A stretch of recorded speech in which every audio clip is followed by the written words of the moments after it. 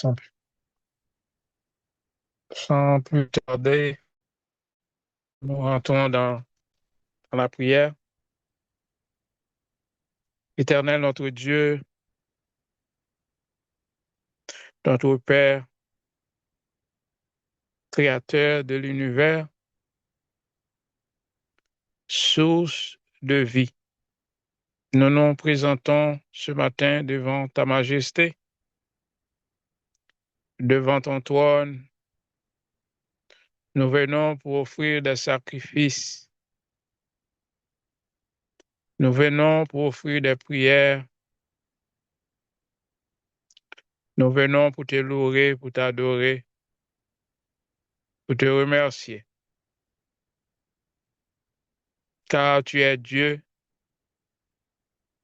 tu domines sur les nations, tu domines sur la terre.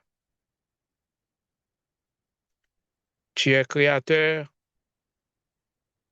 toute chose vient de toi. Toute chose commence par toi. Rien ne cache à tes yeux, car tu vois tout. Nous nous présentons ce matin pour la prière, pour intercéder, pour prier, pour écouter ta voix. Moi, ton serviteur, qui va présenter devant ton peuple en ton nom. Accorde-nous la permission et mets ta parole dans notre bouche, afin que tout cœur qui va écouter ta parole ce matin soit bénéficié, soit trouvé de la nourriture pour leurs âmes, soit trouvé un morceau de pain pour nourrir leur esprit. Nous te demandons que ton esprit que tu as déposé dans nos vies soit avec nous et nous conduise dans ce service de ce matin. Nous te prions, ô Dieu, d'être avec nous. Accorde-nous la permission. Fais lever ton soleil et que ta lumière nous éclaire. Nous te prions au nom de Jésus-Christ de Nazareth. Amen. Mes bien-aimés,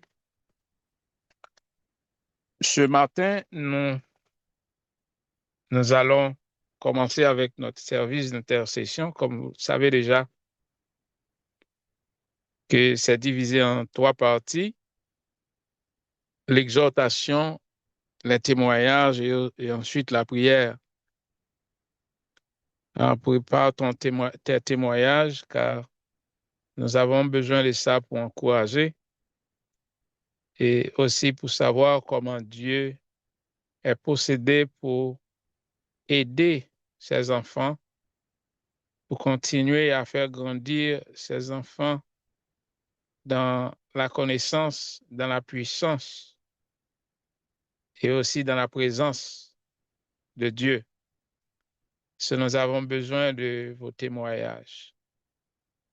Ensuite, si vous avez une requête de prière, vous êtes dans une nécessité quelconque, n'hésite pas d'écrire dans le chat afin que lorsque nous arrivons dans l'heure de la prière, à ce que nous prions ensemble.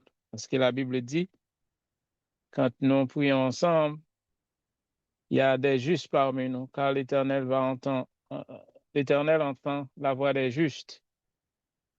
Euh, Lorsque nous prions ensemble, ça a aidé.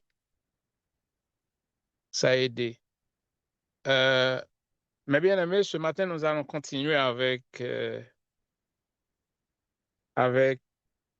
nos sens d'exhortation concernant les connaissances premières que vous devez avoir pour bâtir votre vie dans le corps de Christ, pour avoir un nouveau commencement solide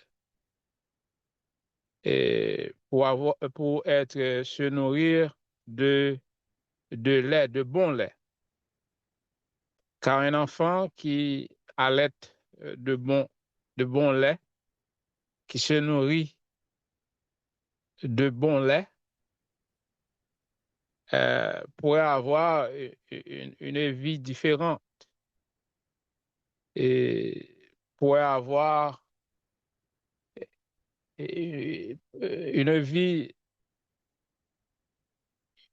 une vie de bonne santé.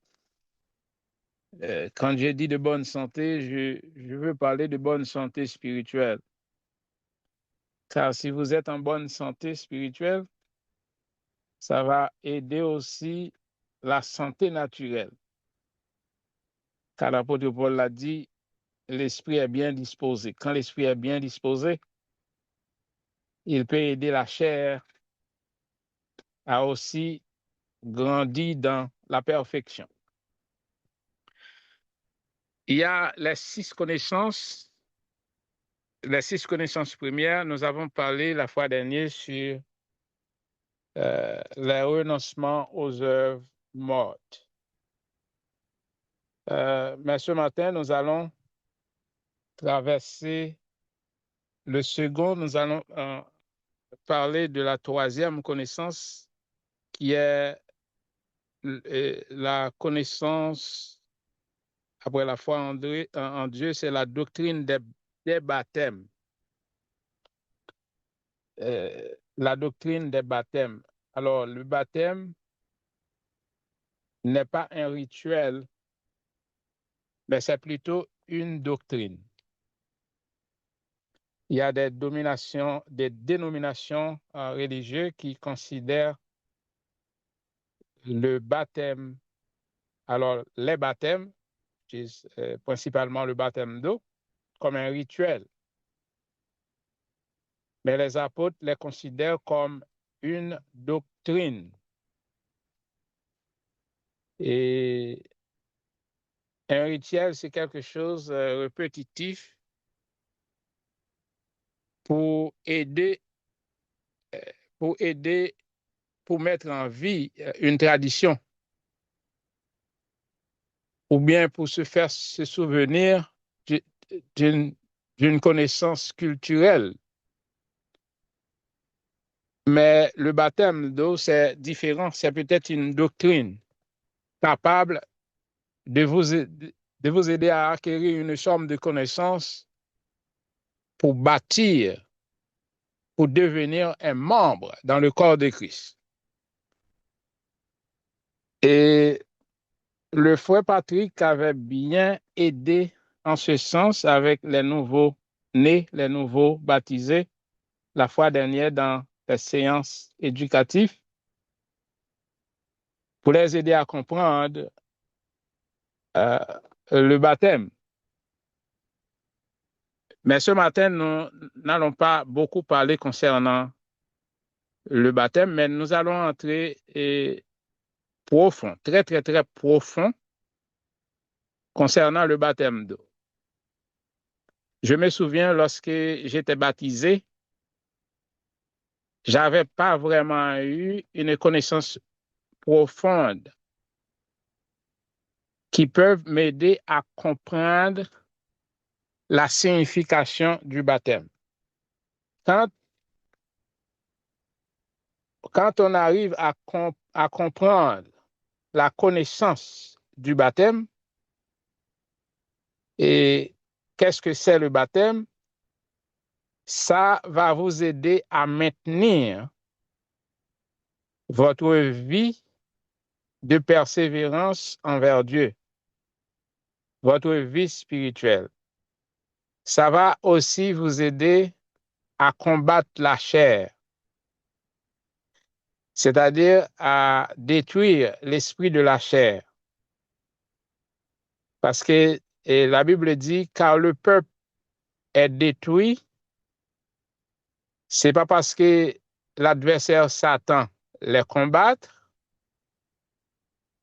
car le peuple est détruit, c'est manque de connaissance.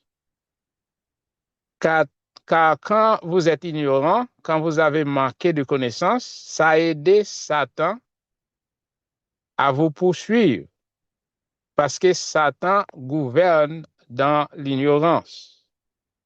Mais lorsque vous avez la connaissance exacte sur la parole de Dieu, vous êtes devenu un champion spirituel. Vous êtes devenu un combattant spirituel. Vous êtes devenu une force spirituelle. Vous êtes devenu un poteau spirituel, un poteau électrique spirituel qui tient exactement la lumière que tu portes.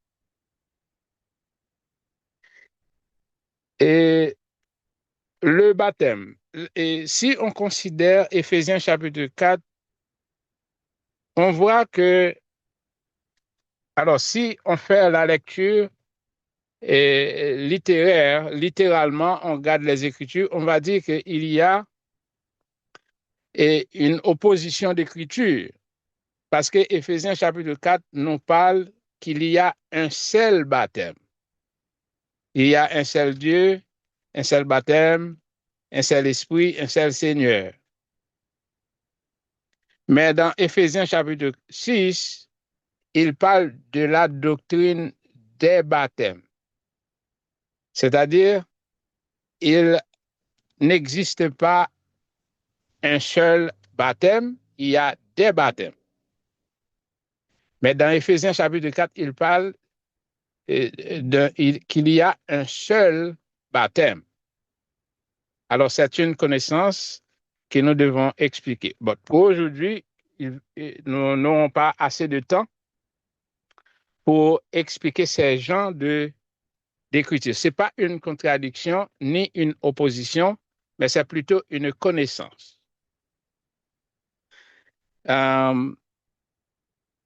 Nous allons parler concernant la doctrine des baptêmes. Il y a 3 types de baptêmes, 3 qualités de baptême que chaque chrétien qui accepte à marcher avec Jésus-Christ devrait obtenir. 3 baptêmes. Le baptême d'eau, le baptême du Saint-Esprit et le baptême de feu. Ça, ce sont les 4 composants qui rendent une vie possible. Quand on dit la terre, l'eau, l'esprit et le feu, ces 4 choses rendent la vie possible.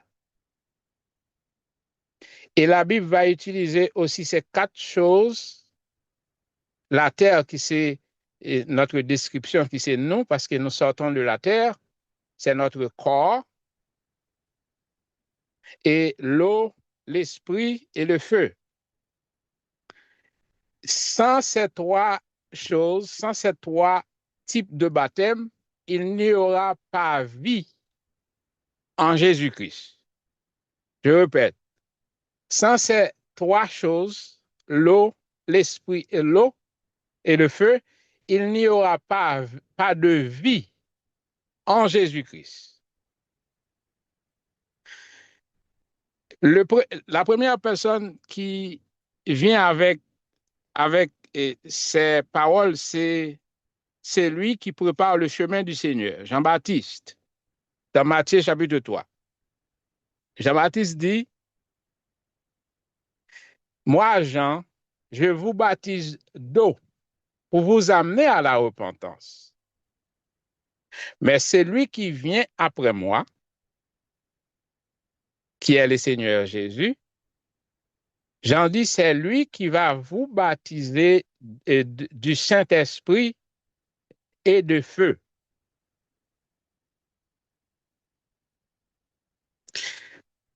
Le baptême d'eau, sa performance est liée au ministère, c'est-à-dire le ministère a le pouvoir de le confisquer, de faire le baptême d'eau, de conduire les gens dans l'eau pour les faire baptiser. Mais le baptême du Saint-Esprit et le baptême de feu sont entre les mains du Seigneur. C'est lui, le Seigneur Jésus, qui baptise les gens du Saint-Esprit et de feu. Nous disons tout à l'heure que le baptême d'eau n'est pas un rituel. Nous allons expliquer. Et dans la création, dans Genèse chapitre 1er, lorsque Dieu descend pour commencer avec la création de la terre, la Bible dit il y avait de l'eau. La Bible, nous n'avons pas parlé de la création de l'eau. Il n'y a aucun endroit dans notre Bible qu'on parle de la création de l'eau. Comment Dieu créa l'eau. Mais la Bible dit l'eau était présente. L'eau était le premier dans toute la création. L'eau était là. Et dans Genèse 1, il dit que l'Esprit de Dieu se mouvait sur les eaux. Il n'y a aucun endroit dans la Bible qu'on parle de la création de l'eau. Mais lorsque Jésus se présentait physiquement dans le monde, il dit que je suis l'eau. Dans le livre de Jean, il dit, si quelqu'un a soif, venez à moi et boive. Et vous n'aurez jamais soif. Il dit, l'eau coule de son sein. Il définit lui-même comme étant l'eau. Pourquoi? Parce que l'eau n'a ni commencement, ni fin. L'eau n'est pas un être créé. Dieu est Dieu parce que personne... Dieu est Dieu parce que il n'est pas une créature. Dieu est Dieu parce que toute créature vient de lui. Nous pouvons remarquer que sans l'eau, il n'y a pas de vie. Sans l'eau, il n'y a pas de vie. L'eau est dans tout. À cause de l'eau, la vie existe. C'est-à-dire, l'eau jouit un grand rôle dans la création. Mais les sciences chimiques, parce que pour que la science serve avec quelle que soit la chose, il faut qu'il détermine un corps pour identifier chaque chose. Alors la science chimique prend l'eau et dit que l'eau est formée d'hydrogène et d'oxygène, donné un corps comme un H2O, H2O. Il donne un symbole et crée un corps pour dire que l'eau est un composant d'oxygène et d'hydrogène. Pourquoi? Parce que sans oxygène, il n'y a pas de vie. Sans hydrogène, il n'y a pas de vie. On a obtenu ça dans la science chimique. Et sans l'oxygène, il n'y a pas de vie. C'est-à-dire sans le souffle. Et on a trouvé ça dans l'eau, oxygène et l'hydrogène. Voyez, dans la vie de l'homme, l'homme est né dans l'eau. Alors les femmes pouvaient mieux expliquer ça que moi. Quand une femme est enceinte, le sac qui est dans le ventre de la femme, qui contient l'enfant, est totalement de l'eau et le sang. C'est-à-dire, un bébé, un enfant est grandi dans l'eau. Un enfant est élevé dans l'eau. Avant sa naissance, il a passé 9 mois dans l'eau, au sein de la matrice de sa mère. Le sac que contient l'enfant est de l'eau. C'est pourquoi, quand le bébé est prêt à donner naissance, avant que le bébé sorte dans le sein de sa mère, la première chose qui sort de sa mère, c'est l'eau. On dit que la femme est cassée des os, la femme l'enfant va sortir. L'enfant va naître. Avant la naissance de l'enfant, avant la sortie de l'enfant dans le ventre de sa mère, la première chose qui sortait, c'est l'eau. C'est-à-dire, l'enfant est né dans l'eau. L'enfant est grandi dans l'eau. L'eau est le primordial.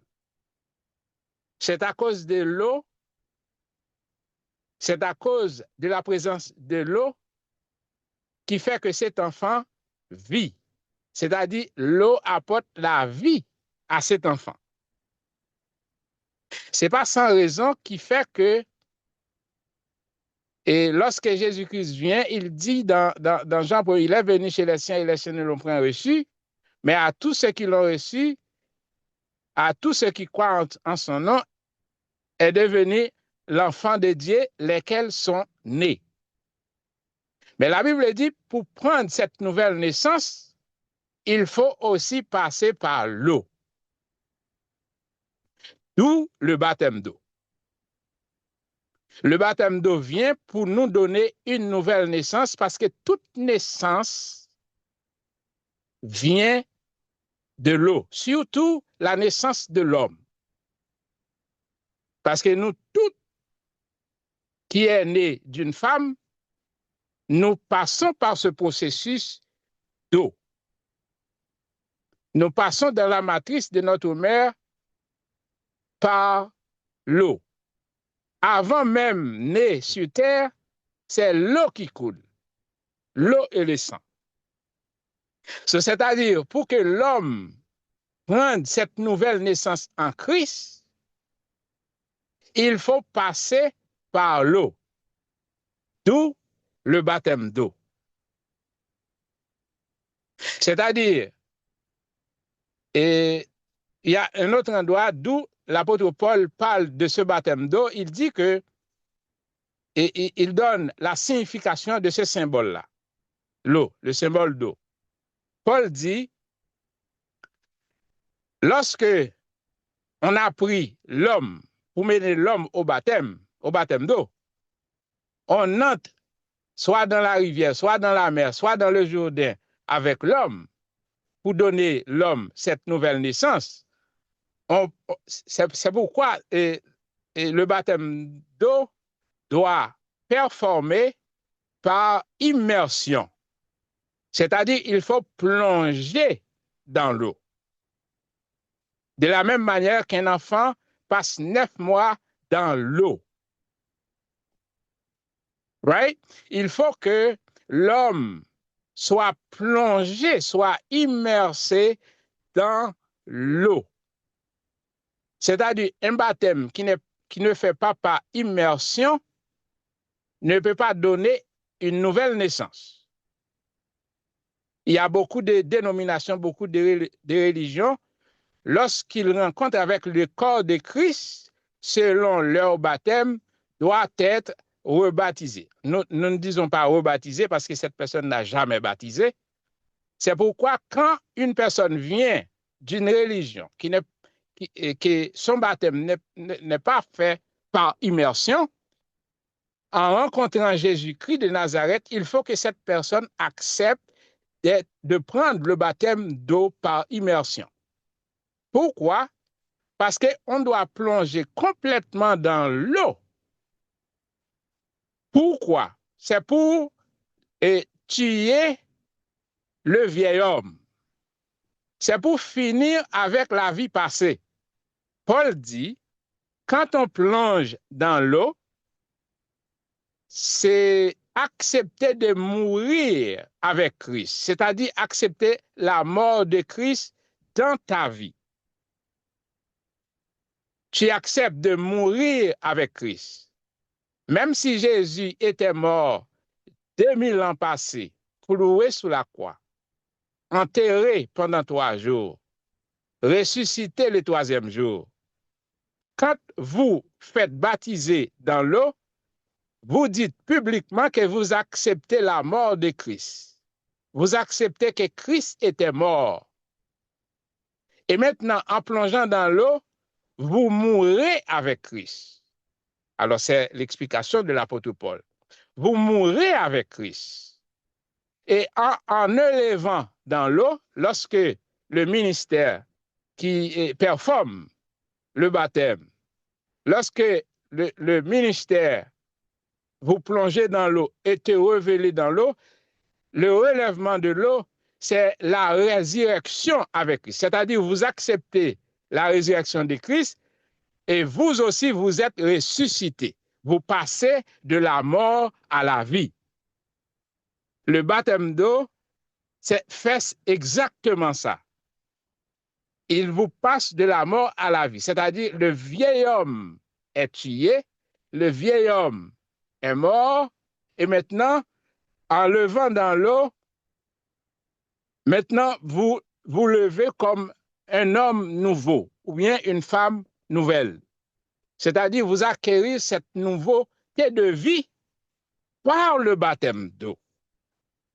Alors, c'est vraiment profonde la signification du baptême d'eau. Quelque chose que vous devez savoir. Et quand vous savez ça, ça va vous aider à vivre une vie nouvelle. Quand j'ai dit une vie nouvelle, vous allez cesser de vivre votre vie passée. C'est-à-dire, moi, frère j'espère, qui était adultère, qui menait une vie d'adultère, une vie de fornication, lorsque j'étais dans le monde, ou bien lorsque je ne savais pas qui j'étais, je vis n'importe quelle façon.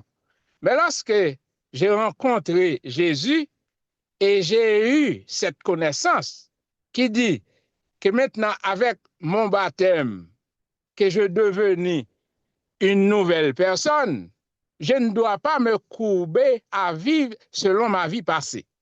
C'est-à-dire, il faut que j'ai laissé cette vie de fornication. Je ne dois pas retourner à vivre dans cette vie parce que maintenant je vis une vie en Christ et pour Christ. C'est-à-dire, je ne vis pas pour moi-même, je vis pour Christ. Le Christ qui m'a ressuscité de la mort adamique, de la mort du péché. Pour continuer, Paul dit, et cette vie nouvelle que vous avez reçue en Christ, il faut la maintenir. Mais pour maintenir cette vie nouvelle, il faut recevoir le baptême du Saint-Esprit que Jésus donne. Parce que Jean-Baptiste dit, c'est Jésus-Christ qui va vous baptiser du Saint-Esprit et de feu. C'est par grâce à ce baptême, le baptême du Saint-Esprit, alors que nous n'allons pas vraiment parler de lui, parce que si nous allons entrer dans ces 2 autres sujets, le baptême d'eau et le baptême de feu, le baptême du Saint-Esprit et le baptême de feu, ça va prendre beaucoup de temps. Et nous n'avons pas beaucoup de temps pour parler de ça. C'est la raison pour laquelle qui fait que nous allons parler seulement aujourd'hui seulement du baptême d'eau. Comment conserver cette connaissance, comment grandir avec cette connaissance et quel est le bénéfice qu'apporte cette connaissance, le baptême d'eau. Nous allons situer seulement sur le baptême d'eau pour aujourd'hui, parce que c'est important. Et pourquoi un chrétien, un être baptisé, quelqu'un qui marchait avec Christ doit passer par ces trois types de baptême. Nous savons que le baptême du Saint-Esprit, c'est lui qui va nous organiser pour marcher avec Dieu dans la crainte, pour marcher avec Dieu dans la simplicité, pour marcher avec Dieu dans l'amour. C'est lui qui va nous éduquer. Parce que quand vous recevez le baptême du Saint-Esprit, et votre corps est devenu le temple où l'Esprit de Dieu habite. En tant que temple, en tant que maison de Dieu, le Saint-Esprit habite en vous. D'où la révélation du royaume de Dieu. Christ est en vous, espérance de la gloire. Le royaume, the kingdom is within you. C'est-à-dire que le royaume de Dieu est en vous. Le royaume de Dieu est en vous. Dieu habite en vous. Dieu marche avec vous. Tout s'est créé par le baptême. Tout commence par le baptême d'eau. OK? So, une fois que nous avons eu cette connaissance concernant le baptême d'eau, ça va nous aider à comprendre profondément notre nouvelle naissance. Comment il commence? La nouvelle naissance en Christ, que nous disons, nous avons parlé autrefois de comment entrer dans le royaume de Dieu, et nous avons parlé concernant la repentance, qui est sujet des aveux, que vous devez nettoyer vos cœurs. Paul dit que le baptême d'eau n'est pas la purification du corps. Il faut comprendre ça. Le baptême d'eau ne lave pas vos péchés. C'est pourquoi vous avez eu accès, et alors dans notre ministère spiritualité chrétienne, vous avez accès, vous avez une obligation de nettoyer vos cœurs en faisant vos aveux. C'est-à-dire de jeter, de vider le vieil homme, la personne que vous étiez avant que vous avez rencontré Christ. Or,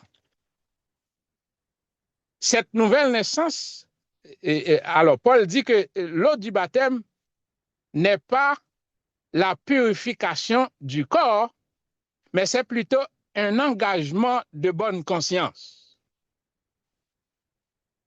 Alors, l'apôtre Pierre aussi définit ainsi. Dans 2 Pierre 1er, l'apôtre Pierre dit, l'eau du baptême n'est pas la purification du corps, mais c'est plutôt un engagement de bonne conscience. Et dans le livre de Proverbes, Salomon décrit que malheur à l'homme de prendre à la légère un engagement sacré. C'est-à-dire, le baptême d'eau, c'est un engagement, et toute personne qui reçoit le baptême d'eau doit être conscient. Sans la conscience, c'est la conscience qui gère l'engagement. C'est pourquoi un enfant ne peut pas être baptisé. Parce qu'un enfant n'a pas la conscience d'adulte. Un enfant ne peut pas réfléchir. Un enfant est sous la domination d'un parent. Un enfant est sous la domination d'un plus grand. C'est pourquoi un enfant ne peut pas être baptisé. D'où il y a plusieurs dénominations, plusieurs autres religions qui font le baptême des enfants. C'est wrong. C'est pas biblique. C'est pas pour le corps de Christ. C'est une fausse doctrine de baptiser un enfant parce qu'un enfant ne peut pas prendre un engagement. Car c'est un malheur à l'homme, comme dit Salomon, de prendre à la légère un engagement sacré. Si vous qui êtes baptisés après votre baptême et tu continues à vivre votre vie passée, vous vivez sur une malédiction. Parce que c'est malheur à l'homme de prendre à la légère cet engagement. C'est-à-dire, lorsque vous baptisez, vous vous engagez à marcher avec Dieu. Vous vous engagez à l'obéissance.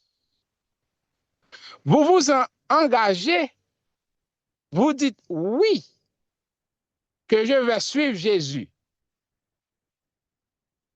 Vous dites oui à Jésus, à suivre Jésus. Et Jésus, dans Matthieu, a dit, si quelqu'un veut être mon disciple, qu'il abandonne tout et abandonne even soi-même. C'est-à-dire, vous passez de la mort à la vie, vous abandonnez votre vie passée pour obtenir la puissance du Saint-Esprit qui va vous orienter et vous aider à suivre Jésus. Il faut abandonner ta propre volonté. Vous n'êtes pas sous ta volonté. Acceptez le baptême d'eau. Acceptez de suivre Jésus. Acceptez de marcher avec Dieu. Vous n'êtes pas sous ta responsabilité. Vous n'êtes pas sous ta puissance. Vous n'êtes pas sous ta force. C'est-à-dire, vous prêtez serment sous la bannière de Melchisedec pour dire oui, je vais oublier moi-même pour suivre Jésus, pour marcher avec Jésus, pour donner la contribution de ma part dans le corps de Christ, pour devenir un membre du corps de Christ, un membre utile, une branche qui apporte du fruit. Mais pour porter des fruits, il faut rester connecté. Il faut que la branche soit restée connectée. Dans ce même livre de Matthieu, Jésus a dit, la cognée est déjà sur l'arbre. Et tout arbre, toute branche qui ne porte pas de fruits, alors il va les arracher et les jeter au feu. Nous nous engageons nous-mêmes à marcher avec Dieu, non seulement à marcher avec Dieu dans la lumière, mais pour porter du fruit. Pour comporter comme chrétien, pour vivre comme chrétien, pour marcher comme chrétien. C'est pourquoi lorsque Christ entre en vous, il vous change. Il change votre attitude. Il change votre mœurs. Il change votre comportement. Il change ton habileté. Pourquoi? Parce que vous êtes devenu un nouveau-né. Vous avez pris une nouvelle naissance en notre Seigneur et Sauveur Jésus-Christ. C'est pourquoi dans 2 Corinthiens, il dit que si quelqu'un est en Christ, il est une nouvelle créature. Les choses anciennes sont passées. Et voici toutes choses sont devenues nouvelles.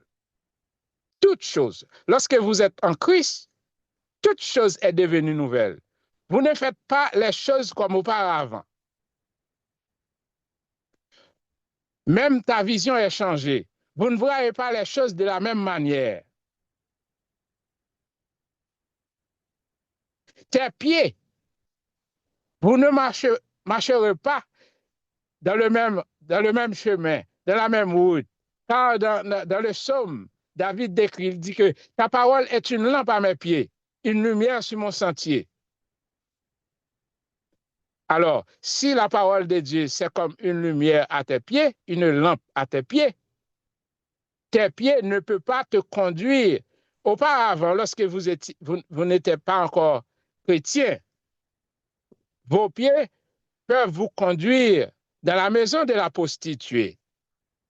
Vos pieds peuvent vous conduire à voler.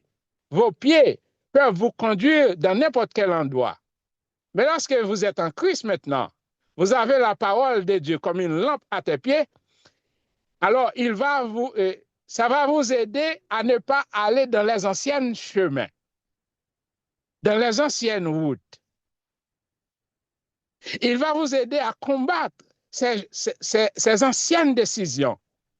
Parce que la lampe, la parole qui est la lampe maintenant, c'est lui qui conduit tes pieds. C'est lui qui conduit tes pensées. C'est lui maintenant qui conduit tes réflexions. C'est pourquoi un enfant nouveau-né doit boire du lait, du bon lait, qui va vous aider à changer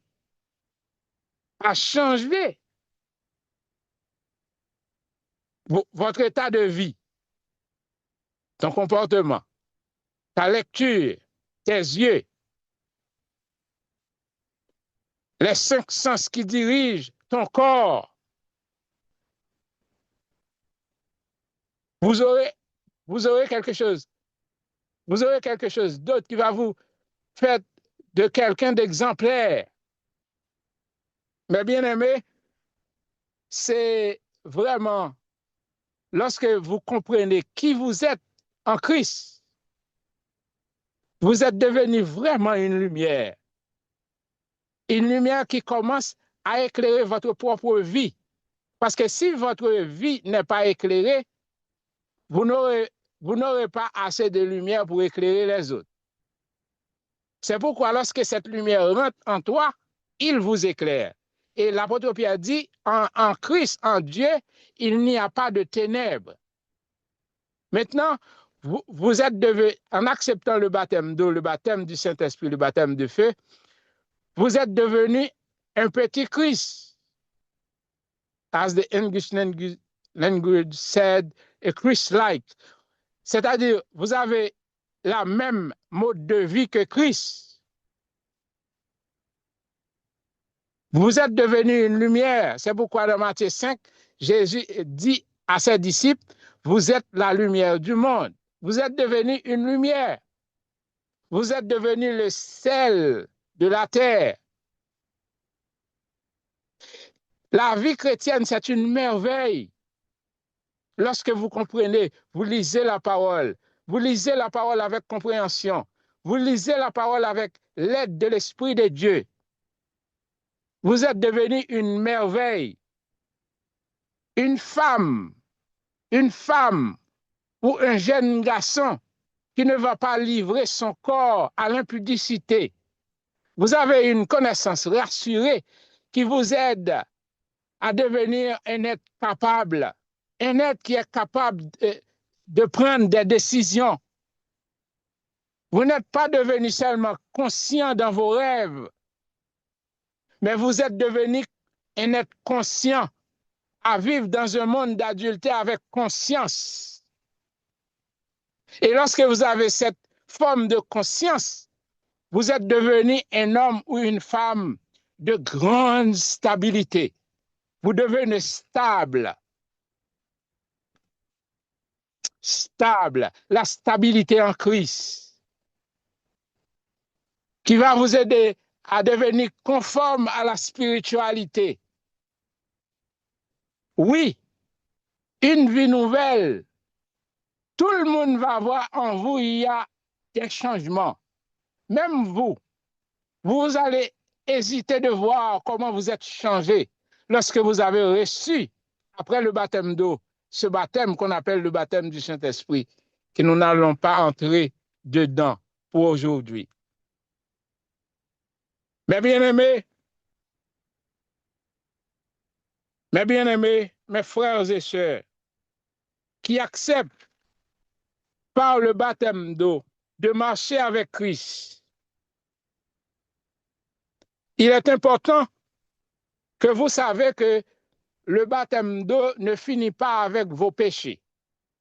Comme dit l'apôtre, l'eau du baptême ne peut pas laver tes péchés. Mais c'est plutôt un engagement de bonne conscience, pour marcher avec Dieu. Maintenant, si l'eau du baptême ne peut pas laver vos péchés, ne peut pas nettoyer ou bien purifier le corps. Mais qu'est-ce qui va vous aider à nettoyer et purifier le corps? Paul dit, décrit dans Romains. Alors, je ne donne pas les versets parce que nous n'avons pas du temps aussi pour parler concernant, pour parler et pour lire les Écritures. Mais je vais seulement faire les citations. L'apôtre l'a dit, pour nettoyer le corps, un chrétien baptisé, un nouveau-né, doit marcher dans la persévérance de la parole. C'est-à-dire, il faut être toujours présent dans les réunions, dans les services, d'où la parole de Dieu va prophétiser. C'est-à-dire, chaque jour, à part de votre lecture personnelle, vous devez être présent dans les services, d'où les hommes de Dieu vont prendre la parole dans le nom de Jésus. C'est là qu'on va commencer par entamer et recevoir les connaissances que vous devez avoir sur vous, sur votre corps. Comment marcher, comment sur Jésus, comment mener une vie sanctifiée. Car la volonté de Dieu pour nous, c'est de marcher dans la sanctification. Maintenant, pour bâtir votre foi, pour que vous deveniez un chrétien qui a la foi en Dieu, c'est dans la persévérance de la parole. Ça va vous aider à nettoyer le corps parce que c'est là qu'on va obtenir les connaissances nécessaires pour marcher opposé au péché, pour être devenu un opposant du péché. Comment ne pas tomber dans votre vie de péché du passé? Comment éviter? Comment combattre votre conscience et vos subconscients? Lorsqu'un péché reste et demeure dans votre subconscient, comment nettoyer votre subconscient? Ça se fait par la parole, par l'éducation de la parole de Dieu. C'est pourquoi il faut avoir une persévérance dans la parole, une persévérance dans la prière, une persévérance pour écouter la parole de Dieu. Car il y a un autre endroit, il dit que il faut nettoyer votre entendement. Car si votre entendement ne travaille pas, il va être difficile d'obtenir la connaissance du royaume de Dieu, la connaissance qui va vous aider à purifier le corps. Parfois, il y a des choses qui nous empêchent. L'ego. L'ego est l'une des conditions qui va nous empêcher à purifier le corps.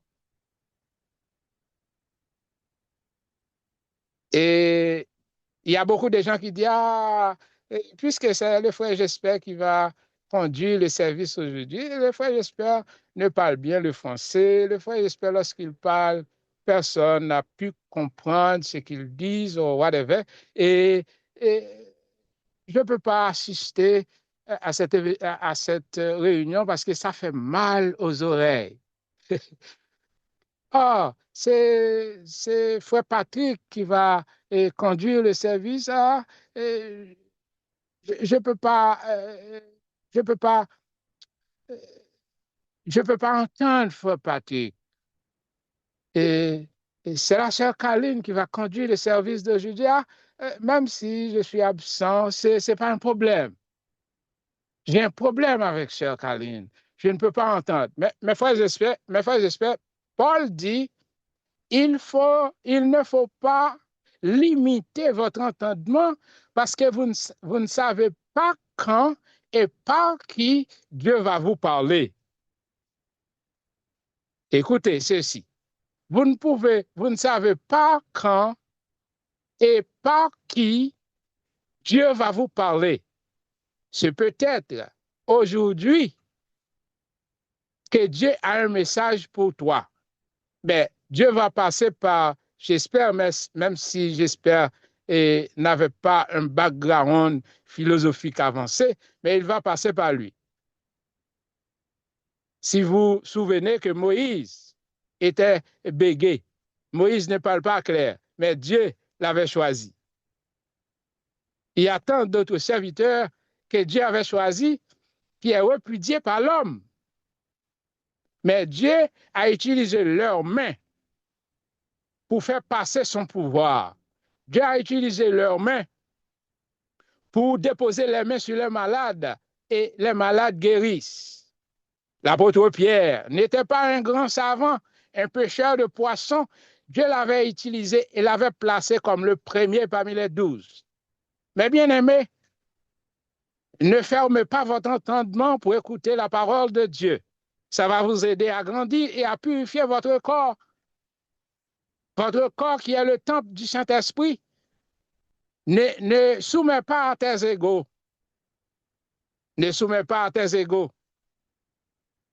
Traversez et aidez-vous à s'abstenir, à marcher dans l'obéissance de la parole de Dieu, afin que vous trouviez grâce. Dans l'acte 2, après que les 120 reçussent le baptême du Saint-Esprit dans la chambre haute, qui se présente sur des langues de feu. Et le baptême, alors, il était là après avoir reçu ce baptême. Et après avoir reçu l'onction du Saint-Esprit, personne n'a pu prendre la parole. C'est pourquoi quand Dieu a placé au milieu de vous, quand Dieu a élevé au milieu de vous un serviteur, comme il a fait parmi nous ici, il a élevé notre frère Patricio, c'est lui qui est le leader ici. C'est lui qui doit prendre en premier la parole. De la même manière qu'a fait ainsi à la chambre haute. Les 120 ont commencé par prophétiser, par parler en langue. Mais non même n'a pu prendre l'autorité de prendre la parole. Ensemble, dans une seule voix, ils disent, nous avons, c'est le Saint-Esprit, notre présence ici, c'est pour recevoir le Saint-Esprit. Mais nous sommes ici, nous sommes tous, on reçu ce pouvoir. Mes frères, que ferons-nous? Que ferons-nous? Ils disent à Pierre, et Pierre prend la parole. Pierre prend la parole parmi les 120. Pierre prenait la parole. Ils disent, dans Acte 2, le verset 38, Pierre leur dit, repentez-vous et que chacun de vous soit baptisé pour le pardon de vos péchés. Et vous recevez le don du Saint-Esprit, car la promesse est pour vous et pour vos enfants et pour tous ceux qui sont au loin. Nous qui étions éloignés de Dieu, nous les païens qui étaient loin de la présence de Dieu, avec la présence du Saint-Esprit dans la chambre haute, nous avons bénéficié de cette promesse. Il dit, la promesse n'est pas pour les Juifs seulement, ni pour les 120 qui étaient dans la chambre haute, mais pour leurs enfants, et aussi pour tous ceux qui sont au loin. Gloire au Seigneur Jésus. Sa mort sur la croix révèle quelque chose de puissant. Révèle quelque chose qui ne fait pas sens au grand. Du fumier que j'étais, de la poussière que j'étais, je retrouve, alléluia, de la promesse de Dieu. Aujourd'hui, je peux aussi recevoir ce baptême. Je peux aussi goûter de cette promesse. Alléluia. Parce que j'ai le droit de recevoir le baptême d'eau. En tant que fils de Dieu, j'ai le droit à son esprit. J'ai le droit de recevoir le baptême du Saint-Esprit aussi que le baptême de feu. Le baptême de feu, comme en passant, je peux dire, c'est par le baptême de feu. Le baptême de feu, c'est le test d'appauvrissement, le test de prouver si vraiment que vous êtes un chrétien.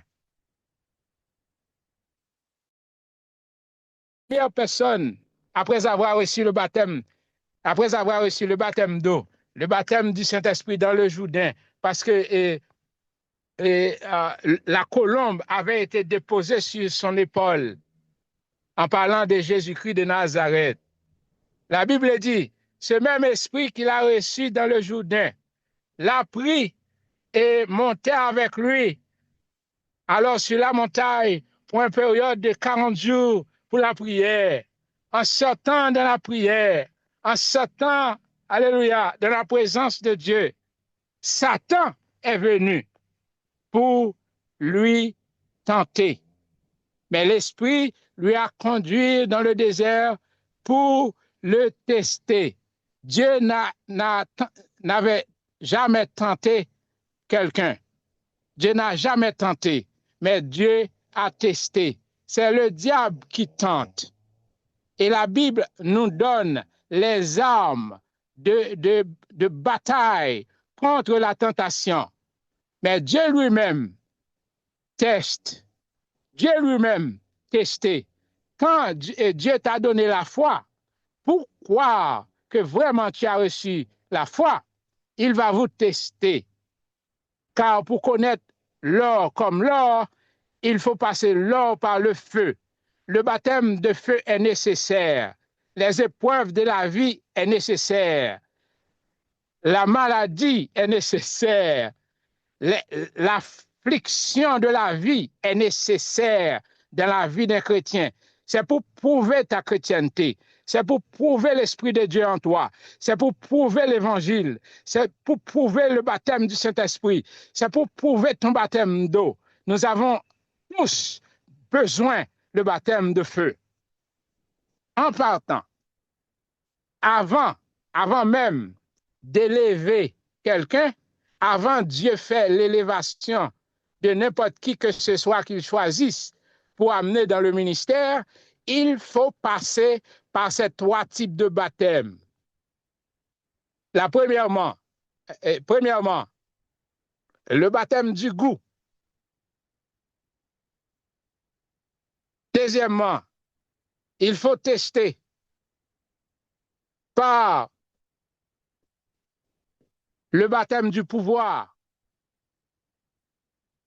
Vous voyez, lorsque Satan rentre vers Jésus pour le déstabiliser afin de ne pas réussir de la même manière qu'il fasse au premier Adam, Jésus-Christ avait combattu et remporté la victoire. C'est pourquoi Dieu veut que chaque chrétien qui reçoive le baptême d'eau, le baptême du Saint-Esprit, le baptême de feu, doit être capable de vaincre le diable. Vous êtes capable, à cause de ce type de connaissance, à cause de la grandeur de Dieu qui est en toi. De la même manière que Jésus défiait Satan, vous avez en vous la même puissance pour défier l'adversaire, pour combattre l'adversaire. Jésus, alors Satan est venu tenter Dieu par le goût, la nourriture. La nourriture est présentée sous 3 formes. Il y a le sexe. Il y a le sexe, il y a le pouvoir. Parce que l'homme en dehors du pouvoir n'est pas l'homme au bord du pouvoir. L'homme au bord du pouvoir n'est pas l'homme dans le pouvoir. Il y a beaucoup de pasteurs, avant d'être ministre de l'Évangile, avant d'être un grand pasteur, il était pauvre, il n'avait rien.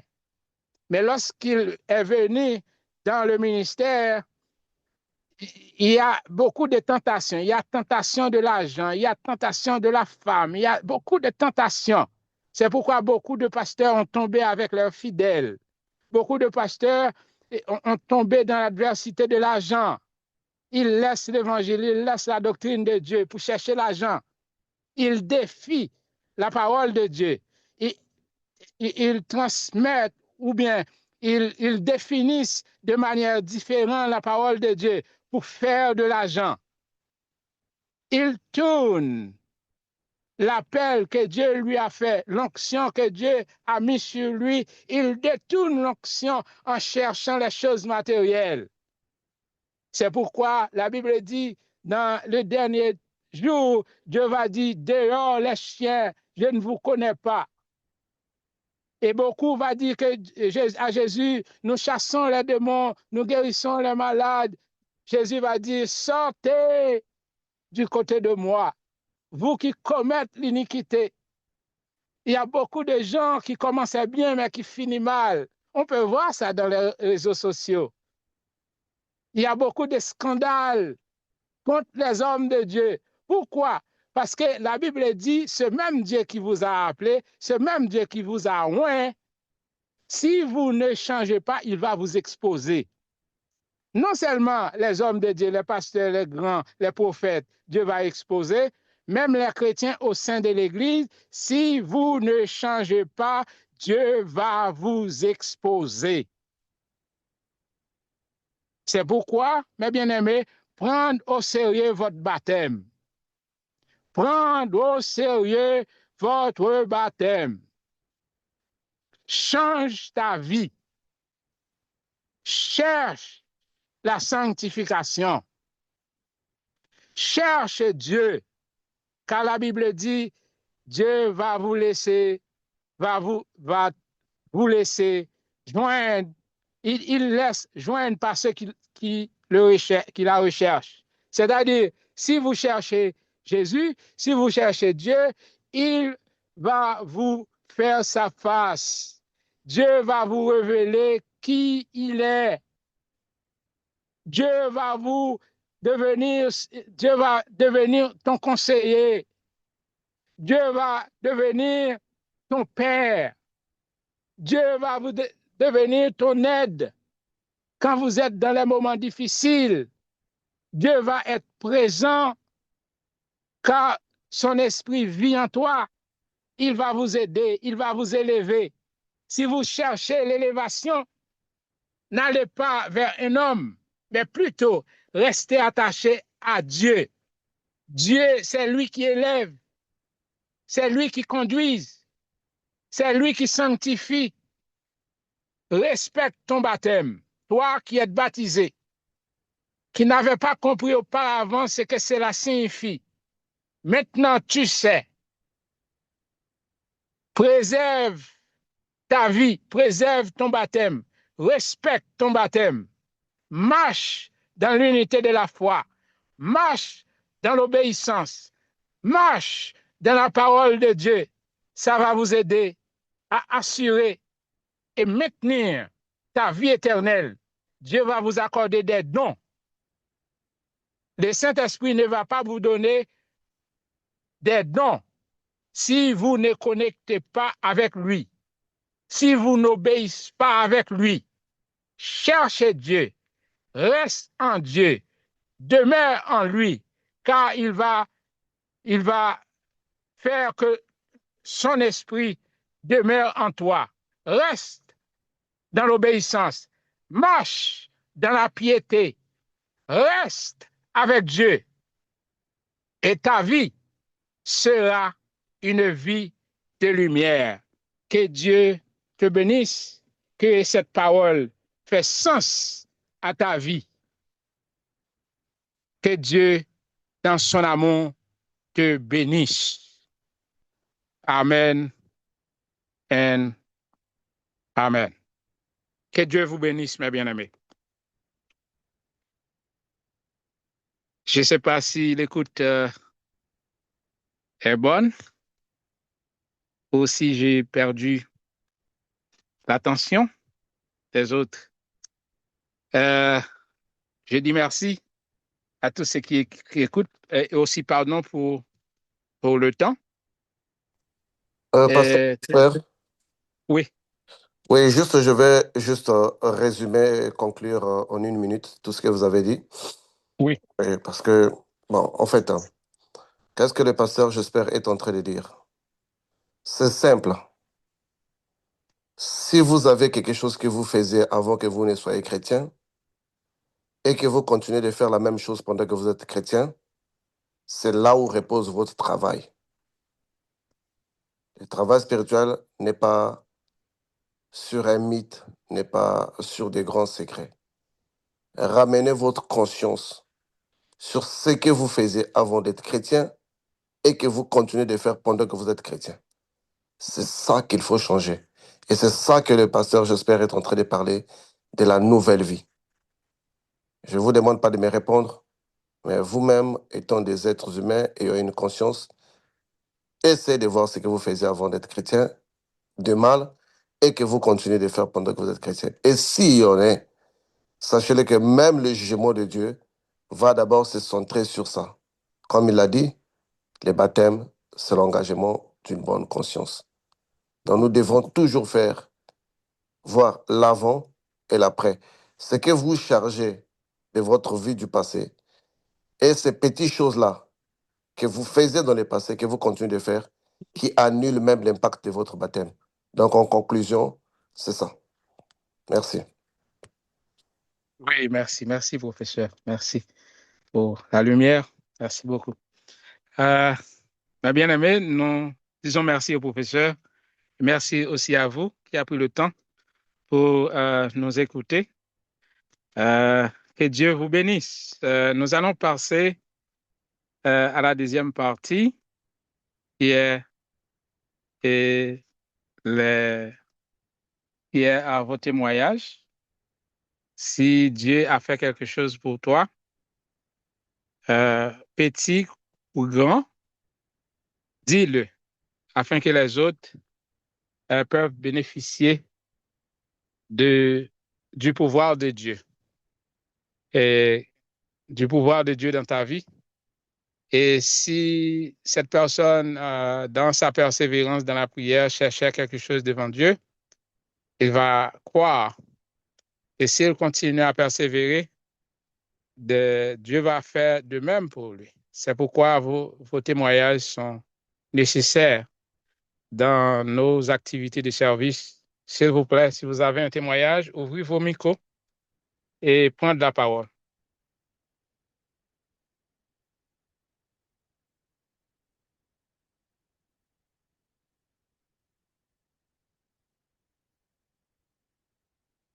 Il n'y a pas de témoignage. OK, j'ai un témoignage.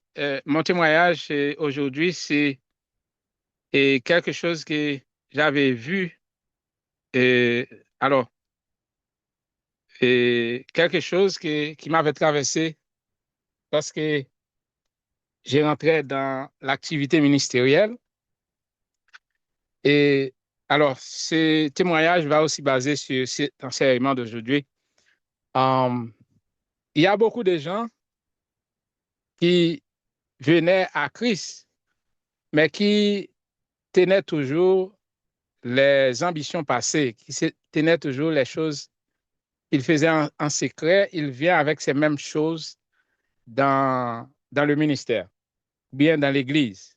Ils continuent encore. Par exemple, des rituels, des choses que les gens faisaient lorsqu'ils n'étaient pas encore chrétiens. Et lorsqu'ils deviennent chrétiens, ils continuent à faire ces mêmes choses. Et, souviens-toi que dans la parole de Jésus, Jésus a parlé contre contre les traditions des anciens et contre les rituels, etc. Mais quand vous venez à Christ, il faut changer votre mentalité de vie parce que en Christ, c'est une nouvelle chose. Je me souviens que alors accompagné d'autres pasteurs dans une église. Et puis, lorsque j'ai rentré dans cette église, alors, Sœur Caline, j'ai témoigné ça à Sœur Caline. Et Sœur Caline connaît l'un de ces pasteurs-là.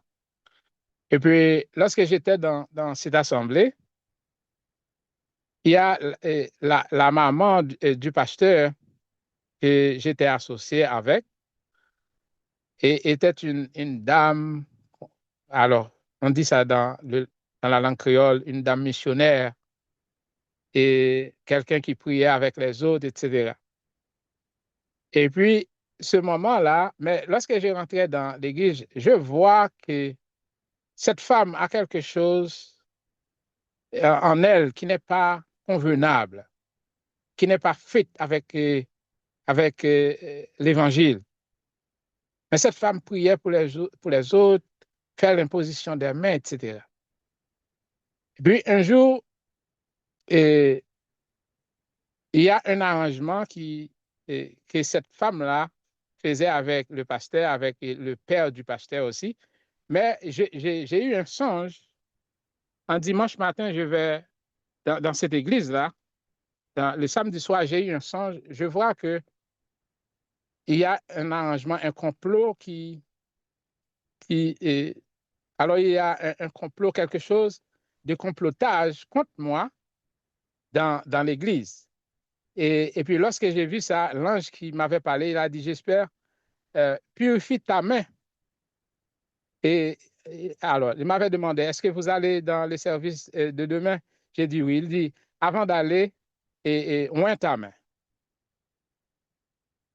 oins ta main. Et puis, j'ai oublié, lorsque je levais le matin pour aller, j'ai oublié le rêve. Mais quand j'arrivais dans la cour de, de l'église, je me souviens que j'ai eu un songe qui me dit que de purifier, de oindre ma main. Et je n'avais pas d'huile avec moi pour le faire. Et je dis, purifier la main, c'est prier. Je prie pendant que j'étais dans la voiture. Je priais et j'ai dit, Dieu, s'il y a quelque chose, quel que soit ça qui va arriver, assure-moi la sécurité. Mais bien aimé, je rentrais. Pendant que je rentrais, je vois la mère qui courait et, me rencontrait, qui courait avec une vitesse supérieure et m'avait embrassé et levé sa main pour déposer sa main sur ma tête. Mais bien aimé, par le pouvoir du Saint-Esprit, je levais la main et je tenais la main de la femme afin de ne pas déposer sa main sur ma tête. Alors le complot, c'est d'enlever l'esprit qui est sur moi pour mettre, pour mettre sur son fils qui est le pasteur principal de l'Église. Et puis, le fait que Dieu m'avait déjà révélé, j'ai eu accès et, à ne pas laisser arriver ce genre de choses-là. Et puis, mais bien aimé, c'est vraiment étonné. Ce même jour, il avait assisté à une femme qui a une mauvaise esprit et avait amené cette femme-là dans l'assemblée. Ce jour-là, c'était terrible et c'était très, très, très compliqué pour moi. Si l'Esprit de Dieu n'était pas avec moi, ce jour-là, je ne sais pas ce qui allait arriver. Mais bien aimé, il y a beaucoup de choses qui passaient dans l'Église. Les gens rentraient dans l'Église avec les mêmes activités mondaines. Il faut veiller et prêter attention. Ce même pasteur, ce même pasteur, euh, dans ce même église, et le pasteur m'avait dit que, frère, j'espère, depuis que tu es entré dans cette église-là, j'ai problème parce que les gens se tournaient contre moi. Il y a beaucoup de problèmes. C'est comme s'il m'avait dit de laisser l'assemblée. J'ai compris ça. Et puis j'ai dit avant de sortir, et le problème, c'est, j'ai dit au pasteur, le problème, c'est pas moi. Le problème, c'est vous. Il dit, c'est moi. Il dit, oui, j'ai dit, c'est vous. Et j'ai dit au pasteur, je vais vous démontrer ça. Et puis, j'ai dit, dans notre service d'aujourd'hui, je vais faire un lavement des pieds. Est-ce que vous acceptez? Il dit oui. Mais bien aimé, c'est poussé par l'Esprit de Dieu. Je retire son soulier. Lorsque je retirais son soulier, et le pasteur était dans le franc-maçonnerie, sans que je ne savais pas. Mais ce jour-là, je vais découvrir tout ça. J'ai retiré son soulier. Lorsque j'ai retiré son soulier, j'ai trouvé une bague dans ses doigts. Le pasteur a une bague maçonnique dans ses orteils, là, dans le gros pouce de ses orteils. Et j'ai dit, voilà, vous dites que vous êtes pasteur, vous travaillez pour Dieu. Qu'est-ce que cela signifie? Pourquoi ce bague-là dans ses pieds? Et Dieu m'avait éclairé et m'a donné accès de sortir sans que rien ne m'avait pas atteint. C'est-à-dire, il faut prêter beaucoup attention dans les églises que vous marchez, parce que ce n'est pas toutes les églises qui sont le corps de Christ. Ce n'est pas toutes les églises qui sont les églises de Christ. Mais bien aimé, il faut bien de prêter attention. C'est pourquoi votre persévérance dans la parole de Dieu va vous aider, parce que c'est en écoutant la parole de Dieu que va vous s'enrichir par la connaissance qui va vous aider à aider les autres, à aider toi-même et à aider les autres. Alors, c'est là mon témoignage. Mes bien-aimés, songez, souviens-toi que le monde que vous vivez, il y a beaucoup de faux pasteurs, beaucoup de faux prophètes. Vous devez avoir le baptême du Saint-Esprit dans ta vie. Et c'est grâce à ce baptême du Saint-Esprit qui va vous aider, qui va vous aider à voir, qui va vous aider à identifier les mauvais. Que Dieu vous bénisse et que Dieu vous garde. Merci. Merci pour vos écoutes. Merci. Il n'y a pas d'autres témoignages?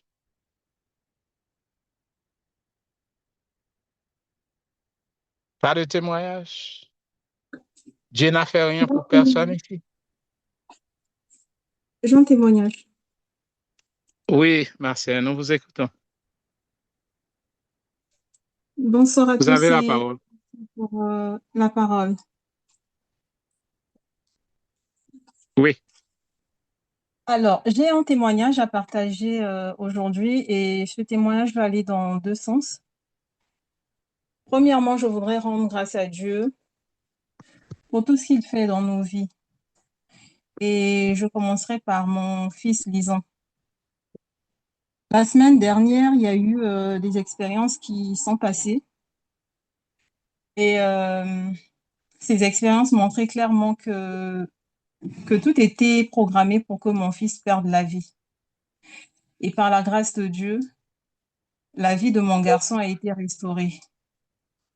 Je voudrais vraiment témoigner toute ma gratitude à l'endroit de Dieu, à l'endroit de ce ministère et aussi à l'endroit du professeur Patricio de Jésus qui est intervenu très rapidement. Et donc, tout va bien maintenant. Et deuxièmement, j'aimerais témoigner encore pour ce que Dieu a fait dans ma vie professionnelle. Il a restauré. C'est quelque chose qui est arrivé, une chose sur laquelle je ne comptais même pas. Et c'est arrivé lors de la semaine des opportunités chez les bons samaritains. Donc, je ne peux que rendre grâce à Dieu. Et aujourd'hui, c'est moi. Je sais que demain, c'est quelqu'un d'autre. Donc, merci infiniment pour tout. Soyez bénis. Amen. Amen. Amen. Dieu est grand, ma bien-aimée.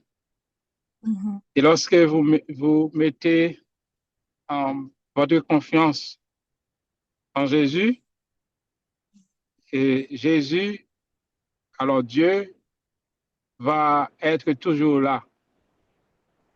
Il va être toujours là. Même s'il y a des difficultés, parfois, les épreuves que vous avez dans ta vie, ils ne sont pas pénibles. Ils ne viennent pas pour te détruire, mais plutôt pour vous forger. Et parfois, alors, suivant le témoignage de notre sœur, et comment Dieu a sauvé son fils, comment Dieu a changé et sa vie professionnelle, etc. Et s'il y a quelqu'un qui traverse des difficultés pour maintenant, qui ont des problèmes financiers, des problèmes de travail, qui n'ont pas de travail, ou bien qui est dans un travail qui trouve beaucoup de difficultés, pense à ce témoignage. Dieu peut changer tout, mais il y a un temps pour chaque chose. Peut-être le temps que vous êtes dans cette situation, c'est Dieu a besoin de changer quelque chose en toi. Dieu a besoin de purifier quelque chose en toi. Il te laisse traverser ce moment. Toujours, mets en ta conscience les épreuves. Ils ne sont pas tous, ils ne sont pas tous pénibles. Ils ne viennent pas pour vous tuer, pour vous éliminer, mais plutôt considère qu'ils viennent pour vous forger la vie. Merci encore, ma sœur, que Dieu soit toujours avec toi. Merci. Il n'y a pas d'autres témoignages? Oui, oui, bonjour, pasteur. J'espère j'ai un témoignage. Oui, oui. Bonjour à tous, c'est le frère Timothée. Oui, je voudrais témoigner de la grandeur et de la grâce de Dieu par rapport aux enseignements qui nous amènent dans la réalité et la profondeur de l'esprit. Je me souviens, avant que le professeur Patrice puisse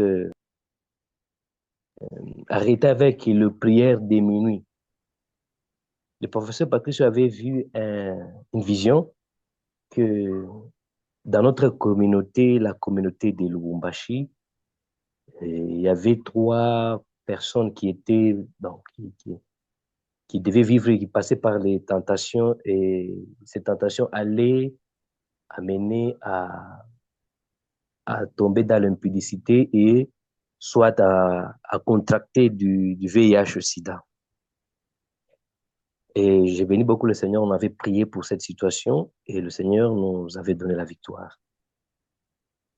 Maintenant, après un certain temps, j'ai constaté que je suis passé par ce même problème. En fait, la réalité, c'est que ici, je suis à Kolwezi. Chez moi, ma famille, c'est à Lubumbashi. Ici, je suis à Kolwezi pour le travail. J'ai déjà loué un petit appartement, moi seul. Je reste seul pour être près du travail. Alors, il y a des femmes, bon, quand des dames qui vous voient comme ça, un homme, un célibataire, un homme seul, alors toutes les femmes tournent autour de vous. Il y a une dame récemment qui m'a beaucoup vraiment, qui m'a fait manquer la paix. Elle venait tout le temps, elle venait tout le temps. Bon, son objectif était que je puisse coucher avec elle. Elle voulait à tout prix que je puisse coucher avec elle. Je lui ai approché, bon, j'ai essayé de parler avec lui pour avoir un peu l'intention de ses idées. J'ai dit, bon, ça va un jour, on va voir ça après, on va parler avec un autre jour. Après un certain temps, elle est encore revenue. Mais il se fait que cette femme, elle est mariée. Elle a 9 enfants. Bon, moi, je me posais la question, mais tu es une femme mariée. Tu as 9 enfants. Qu'est-ce que tu cherches encore de spécial? Je commence à méditer, sinon il y a quelque chose qui se cache derrière cette femme. Et un jour, je travaillais la nuit, elle est venue, bon, j'ai fermé la porte, elle est entrée, et elle m'a surpris. Directement, elle m'a touché à mon parti intime. Et elle m'a sollicité qu'on puisse coucher avec elle. Bon, on s'est peu envoyé, on s'est touché, parti au-dessus. Ben, à un certain temps, l'esprit m'a ressaisi.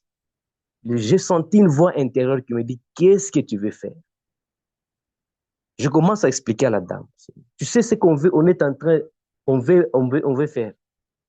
C'est-à-dire, toi et moi, nous allons entrer dans le lien du mariage au travers le sexe. Est-ce que toi et moi, on est mariés? Et tu sais, derrière ce lien-là, toi et moi, nous allons être un seul corps. C'est ce que dit la parole de Dieu. J'ai commencé à les bombarder avec les Écritures. Jusqu'à là, je l'ai vue, elle s'est énervée. Oh non, qu'est-ce que ça peut faire? Bon, je l'ai chassée. Directement, l'esprit m'a saisi, je l'ai chassée. Donc, sors de lui. J'ai pris cette initiative et je l'ai chassée. Elle est partie. Et quand elle est partie, elle a dit des bêtises. J'ai gardé mon sang-froid. Le lendemain, après 2 jours, je fais un rêve. Dans le rêve, nous étions à trois avec des amis. Nous étions en train d'aller consulter, nous étions en train de voir des prostituées. Chacun devait entrer dans sa chambre avec sa prostituée. Mes amis sont entrés dans leur chambre, moi aussi je suis entré dans une chambre.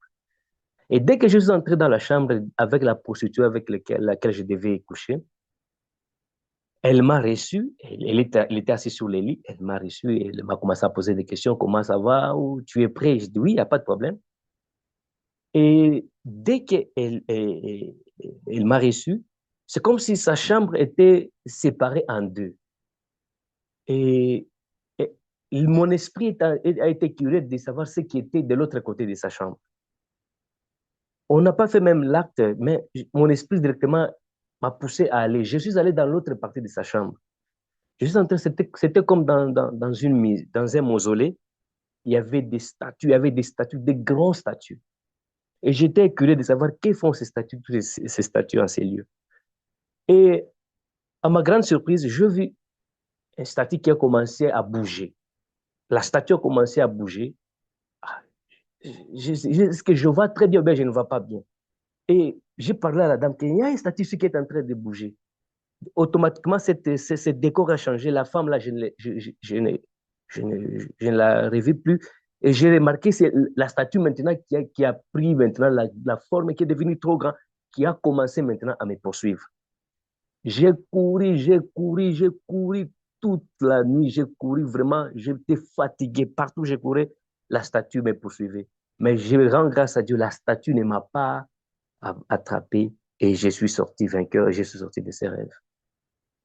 En tout cas, j'aimerais rendre grâce à Dieu pour cette victoire que le Seigneur m'a accordée. C'est vrai, c'est pas facile. Quand on vous raconte l'histoire de Joseph avec la femme de Potiphar, que Joseph avait laissé ses vêtements, il avait pris la fuite. C'est sérieux quand la Bible dit fouiller l'impudicité. Il y a des mystères, il y a des réalités cachées derrière l'impudicité. Et si j'étais tombé avec elle dans l'impudicité, j'allais avoir des conséquences terribles dans le spirituel et dans ma vie. En tout cas, je rends grâce à Dieu. Le Seigneur m'a donné la victoire. J'ai vaincu cet esprit et j'ai cette dame. J'ai même chassé de ma vue et j'ai même bloqué son numéro. Et maintenant, là, je suis en paix et tout va bien maintenant. C'était ça mon témoignage. Que le Seigneur vous bénisse, Pasteur, j'espère. Merci beaucoup. Amen, amen, amen. C'est vraiment une grande victoire et ça m'encourage beaucoup, Pasteur Timothée, d'entendre ce témoignage. Et parce que nous, les hommes, nous ne sommes pas forts. Et à cause de nos perceptions de voir les choses, alors, c'est pas les choses, de voir les femmes. Nous sommes faibles en ce sens. Et quand un homme a remporté la victoire sur un cas pareil, c'est dire, frère Timothée, Dieu a placé quelque chose en vous qui est plus fort que toi. C'est son esprit. Il n'est pas facile de se trouver dans une situation pareille et de sortir vivant. La Bible nous avait raconté aussi, il y a un homme appelé Joseph qui était sauvé de cette situation, mais son refus lui a conduit dans la prison. Et alors c'est ça, lorsque Dieu nous a aidés à traverser, c'est un pas, c'est vraiment important et nécessaire. Et ce témoignage, frère Timothée, va nous aider, nous-mêmes les hommes, nous-mêmes les frères qui sont ici, comment allons-nous combattre ces gens d'esprit lorsque nous rencontrons avec ces gens de cas, ou bien lorsque nous tombons dans une situation pareille, comment ça va nous aider à sortir. Et les conséquences que vous parlez concernant l'adultère et l'impudicité et tout ça, la fornication, ça a de grandes conséquences sur notre vie, non seulement notre vie spirituelle, mais aussi notre vie matérielle, notre vie physique, notre vie économique. Parce que le professeur avait beaucoup parlé des enseignements concernant ça. Et nous tous, ici, nous bénéficions de ces connaissances. Et l'adultère et la fornication et tout ça, l'impudicité, c'est quelque chose, nous les hommes, nous devrions être capables de porter la victoire. Mais sans le concours de l'Esprit de Dieu, nous allons tomber. Or, si que nous tombons, ne restons pas dans ces péchés. Si nous tombons, relevons et continuons notre chemin. Merci encore, Frère Timothée, pour ce témoignage. Que Dieu vous bénisse et que Dieu continue à te garder. Merci. Il n'y a pas d'autres témoignages? Amen. Amen, amen. Dieu vous bénisse. Je suis une pierre vivante de Jazz, je suis l'époux de Jésus-Christ. Je vais rendre témoignage pour témoigner ma gratitude à l'égard du Seigneur pour tous ses bienfaits dans ma vie, ainsi qu'à l'égard aussi du staff du groupe Spiritualité chrétienne. Aussi à l'égard du professeur pour tous ses enseignements qui ne fait que booster nos foi et qui nous élève vraiment dans une dimension incontournable en fait et inconstante. Bon, je viens dire merci au Seigneur pour tous les combats qui me permettent de gagner et remporter, pour toutes ces victoires vraiment sans force. Parce que lorsque moi-même je me sonde et je vois mon passé, je vois que si ce n'est pas par la grâce du Seigneur, vraiment je ne serais pas à ce niveau. Parce que j'étais malmené et Dieu a permis que vraiment je sois dans ce ministère afin de pouvoir vraiment m'équiper, me forger. Et c'est une joie pour moi d'appartenir au ministère du groupe Spiritualité chrétienne. Donc, je profite de l'occasion pour faire ce témoignage pour les prières de minuit que nous faisons toujours dans le même sens. Voilà, parce que je me rappelle bien quand on avait fait une prière de minuit là où on devait attaquer le Léviathan. Voilà, le serpent. Donc, tout ça a commencé depuis la maison. Parce que mon père avait pris une fille là, de ménage qu'il avait envoyée. Donc, il n'a pas cherché à sonder qui elle était. Bon, comme il était dans le besoin, bon, ses frères avec qui il fréquentait l'ont proposé la fille. Pourtant, la fille, elle était vraiment sorcière. Elle pratiquait vraiment la sorcellerie. Donc, lorsqu'elle est venue à la maison, c'était devenu autre chose, puisque c'est elle qui me préparait. Et comme il y a un enfant qui est là, mon petit frère, c'est elle aussi qui gérait l'enfant. Et aussi, il y avait ma cousine aussi qui était là, qui était dans le même cas qu'elle. Donc, c'est les deux qui fatiguaient vraiment la maison. Ils étaient vraiment un truc. Ils fatiguaient tout le monde, les envoûtements et tout ça là. Donc, moi, comme à partir du groupe, j'avais déjà développé un certain sens. Ce qui fait que tu peux pas être sorcier ou bien sorcière, être auprès de moi sans que je ne sache, au fait. Voilà. Et puis, le Seigneur, dans sa parole, a toujours dit que les ténèbres ne régneront pas toujours sur la lumière, au fait. Voilà. Donc, je me dis toujours, quelle que soit la force de la sorcellerie, ils ne pourront rien, au fait. Mais si Dieu permet qu'il y ait des sorciers auprès de nous, c'est pour nous forger. Voilà. Donc, j'ai pris sans faire play, mais j'étais là, je faisais comme si j'avais rien. Toutefois, je disais aux parents que voici, il faut voir les enfants, c'est comme ça, c'est comme ça. Mais les enfants niaient toujours, ils disaient que non, c'est moi qui étais le problème, comme ceci, comme cela. Et ils avaient tout fait, ils avaient envoûté même le vieux, les activités du vieux, tout ça, la main, ça n'avait plus. Donc c'était bizarre, la maison, c'était bizarre.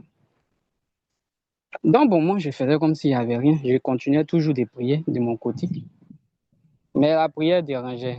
La prière dérangeait. Une fois, j'avais rendu le témoignage ici et partagé une expérience selon laquelle, à la maison, j'ai tenté de faire sortir les impuretés. Et ça, c'était une délivrance pour la maison, en fait. Et après cette expérience, ça n'a pas duré. Le vieux a commencé à voir clair dans les affaires.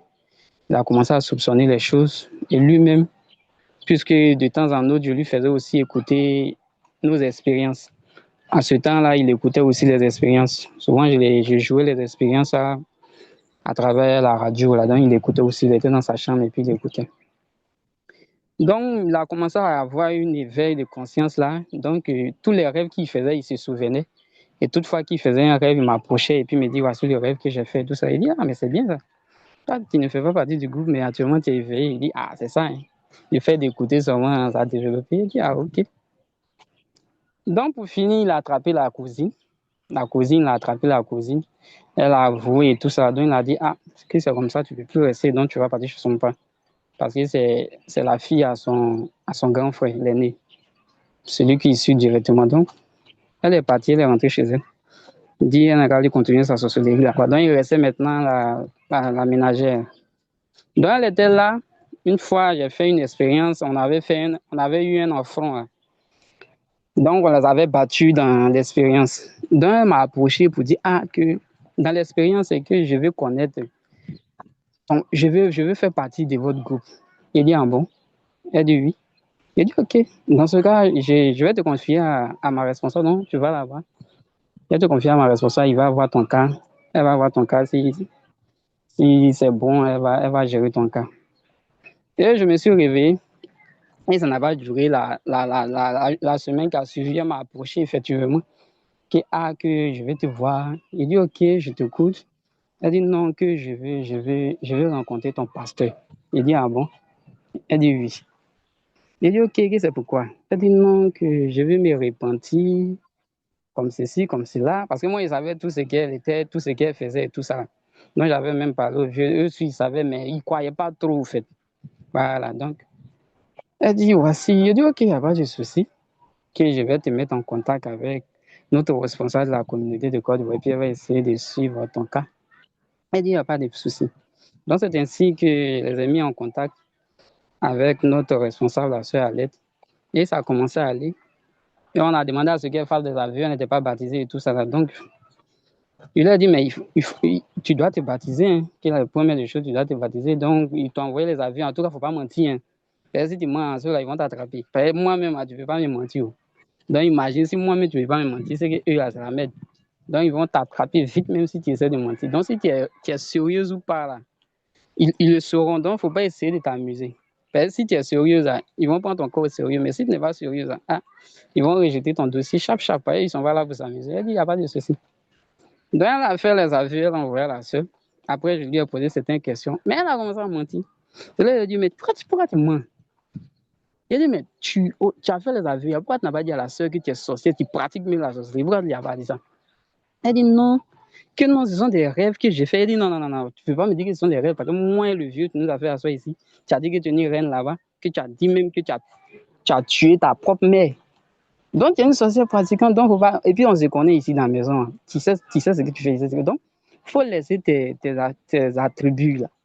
Il faut dire la vérité. On va voir comment on peut t'aider. Moi c'est pour t'aider. Hein, sinon, moi, je m'en fous. Hein. Voilà, toi, tu sais ce que tu vis. Tout ce que tu fais ici, tu sais que ça ne peut pas aboutir à quelque chose. Moi, c'est juste pour t'aider. Donc, là, il faut, en tout cas, faire les aveux et puis on va prendre ton cas au sérieux. Si tu veux réellement changer. Elle dit, ok, que je vais réellement changer, que je vais lui faire. Elle dit, d'accord, c'est qu'est-ce que vous allez régler ça? Maintenant, elle dit, bon, qu'elle voulait fréquenter une assemblée pour vite se baptiser parce qu'on lui demandait de se baptiser. J'ai dit, ok. Et donc, il y a une assemblée qui était à côté de nous, là. Je lui ai montré, dit, bon, tu peux aller là-bas, tu leur dis que non, voici, tu veux te baptiser et tout ça. Là. Donc, ils vont voir comment est-ce qu'ils vont procéder. Elle dit, il n'y a pas de souci. Mais après, il y a eu une expérience sur l'assemblée en question, en fait. Là-bas, ce n'était pas trop ça. J'étais arrivé dans l'assemblée et puis le Seigneur me montrait comment les gens fonctionnaient. Ils fonctionnaient avec la magie, ils faisaient tomber les gens. En fait, ce n'était pas le Saint-Esprit qui travaillait. Donc, elle a 2 reprises dans la vie réelle, lorsqu'elle est partie dans cette assemblée, elle est tombée 2 fois. Donc, elle est venue dire ça à la maison. Elle dit, mais si tu es tombé 2 fois, c'est qu'ils ont détecté un esprit en toi. Mais dans ce cas-là, les gars devaient te suivre maintenant pour voir comment est-ce qu'on pourrait te tout. Mais ils ne t'approchent pas, ils ne parlent pas de ton corps et puis on te laisse comme ça. Elle dit, ah, moi, mais je ne sais pas où. Donc, j'ai compris finalement qu'elle plaisantait au fait qu'elle tentait de tourner, juste essayer de perdre du temps pour pouvoir mieux frapper. Parce qu'elle, sa mission, c'est quoi? D'où moi, je tire ma force. Comment est-ce que moi, j'arrive à contrecarrer leur attaque, tout ça. Donc, elle voulait voir la source au fait. C'est dans ce but-là qu'elle m'a approché, sinon, ce n'était pas dans le but d'échanger. Donc, après, finalement, j'ai compris. Donc, je l'ai approché pour lui dire, ah, l'église où tu vas là, vraiment, c'est pas bon, hein, on ne peut pas t'aider là. Que voici le rêve que j'ai fait, tout ça. Elle dit, ok, c'est que dans ce cas, je vais arrêter. Et ça a coïncidé dans la semaine là, lorsqu'on faisait la prière sur le Léviathan. Donc, après la prière, le lendemain, il y a mon père qui m'appelle pour dire, ah, que j'ai fait un terrible songe, hein, un rêve bizarre. Il dit, ah bon, que oui, que, ah, voici la petite fille que j'étais allé voir dans sa chambre où elle est couchée là-bas. Et là, c'était pas elle, hein, c'était un énorme serpent qui était couché là, mais qui ne bougeait pas. Et c'était comme si le serpent était affaibli, mais elle ne bougeait pas, tout ça là. Donc, ça m'a effrayé. Et puis, je suis sorti, je suis allé t'appeler, tu es venu, et puis tu as commencé à regarder, ça t'est dépassé. Donc, je ne trouvais plus d'issue. Donc, je suis allé voir des gens, un féticheur là, qui allait m'aider. Donc, il m'a dit ça, il dit, ah, toi-même, tu vois, non, que le soin que toi-même t'as fait, ça montre aussi ta position, ça veut dire que tu n'es pas affermi. Mais je te parlais d'elle, tu voulais pas comprendre. Donc, c'est ce que tu as vu, c'est véritablement elle, c'est ça, c'est la sorcellerie, c'est une sorcière pratique. Il dit, ah, qu'est-ce que c'est comme ça? C'est que c'est grave, hein? Ah, elle va devoir partir chez elle. Il dit, bon, moi, ça, c'est plus à mon niveau, ça, c'est toi qui gères ça, au fait. Voilà, c'est toi qui l'as envoyé ici, c'est toi qui sais comment. Si tu veux qu'elle reste, ça, c'est ton problème. Si tu veux qu'elle parte aussi, bon, c'est toi qui gères, mais de toute façon, il t'a déjà dit qui elle est, comment elle fonctionne. Voilà, donc à toi de voir.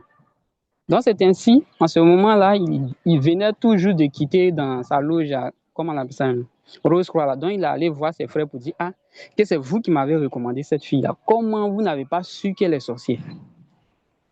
Parce qu'il y a l'un de ses frères qui fréquente la Rose-Croix qui était venu lui rendre visite à la maison. Et lui, il était un peu développé en spiritualité.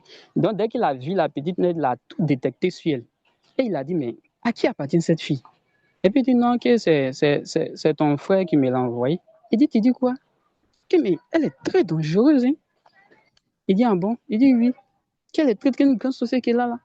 Lui, il a analysé en même temps les contours. Il ne sait pas si lui aussi il est sorcier, il ne sait pas, mais entre eux, ils se connaissent. Donc, il a tout analysé et puis il dit, ah, ce problème-là, c'est sérieux parce que ce qu'il a vu là, ce n'est pas bon.